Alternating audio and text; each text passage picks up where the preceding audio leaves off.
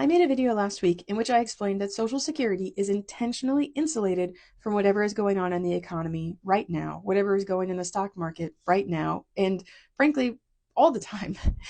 Your benefit is something that you paid for. It's protection for the rest of your life that if there is some risk to your retirement security, you have a basic level of insurance that comes from Social Security. So it doesn't go down during recessions. Your benefit is based only on your wage and what you put into the program. And if the economy falters, if the stock market falters, if there's a trade war, it doesn't matter. Your Social Security benefit is the same. It was designed that way. And in these really scary economic moments, we can appreciate how important it is that we have something like Social Security to backstop our economic livelihoods, especially as we no longer have the ability to earn in old age. Well, most people really jived with this and I really loved it. But of course, I got these comments like, it won't be there for me. It's running out of money. And I want to say two things in response. The first is Social Security gave Congress a roughly 45-year heads up that it had a long-term shortfall. So the program was reformed in 1983, and around the kind of 1990, early 90s, it started to notice in its 75-year projections that there was a gap. That in the outer years of the program, they were starting to notice that there was not going to be enough tax revenue relative to promised benefits. And over time, this gap was cemented. They could see it coming. Well, the first 20 years after they made that warning, they collected more in taxes than they paid out in benefits. They took in money hand over fist until the Great Recession. Then, in the Great Recession, they dipped into the multi-trillion-dollar trust fund savings account that they had saved up that will last a quarter of a century. And every single year, the years that they took in more money than they needed, the years that they were drawing down on the savings account that they had prepared for this moment with, every year they tell Congress, by the way, you still need to fix the long-term shortfall. And they give Congress a menu of options of how to do it. Now, somehow, this early and earnest warning that the most important program in the history of the United States that keeps more people economically stable, that keeps more people economically secure, that their earnest desire to tell policymakers, you've got time, we can fix this, has been morphed into, it's running out of money.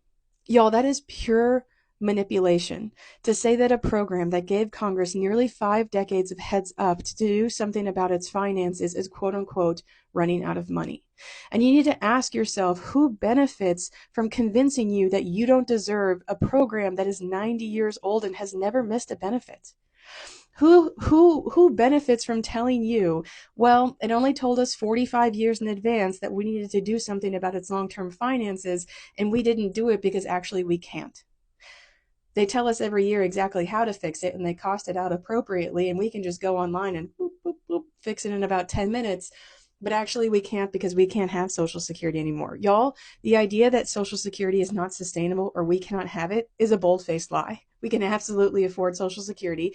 We know exactly how we can do it. It is on Congress and 4 decades of inaction. They are the problem, not Social Security. The other thing I would mention is that most people kind of marry this Social Security is running out of money with demographic factors like, well, the baby boomers, there's a lot of them. They live a long time. And then in 1935, we didn't live as long as we do now, or people don't have the same number of children.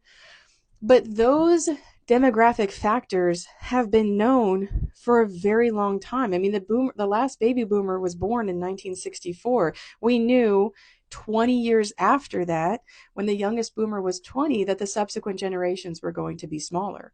We knew when the baby boomers were 20 to 40, that they were going to live longer because of improvements in health and economic vitality. The number one problem facing Social Security, the absolute most devastating threat to its finances, is something you've never heard of, that has never been associated with the program, but the actuaries can tell you is the number one problem Social Security faces, and that's wage growth. People at the bottom of the wage distribution, people at the bottom half of Americans, have seen such anemic growth in their paychecks, it is affecting Social Security's bottom line. You think of it as a benefit program.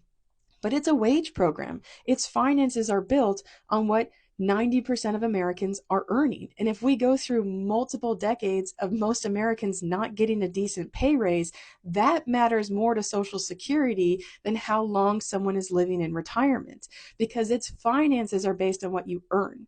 And if you don't earn much, that is a threat to Social Security. I explained this in a podcast episode because I have a podcast called Optimist Economy, and we talk all about this. Like, where does this myth come from that it's running out of money? Why do people say that? How are we going to do something about it? And I thought I would read y'all a review from that episode. As a millennial, I can't say I've ever heard anyone positively discuss Social Security besides those currently receiving checks. I have heard nonstop about how it won't be there for me in the doom and the gloom. My mind is blown. I had no idea this was related to the wage gap. I absolutely believed it was related to birth rates. I will be telling everyone I know to listen to this on repeat. Thank you both. Love your humor and your sponsors. Y'all, you deserve Social Security, and frankly, you need it. So don't let them take it away from you by being manipulated into thinking that the most stable part of the federal government that has better finances than Congress itself is somehow unsustainable. It's absolutely sustainable, especially when we demand our policymakers address it.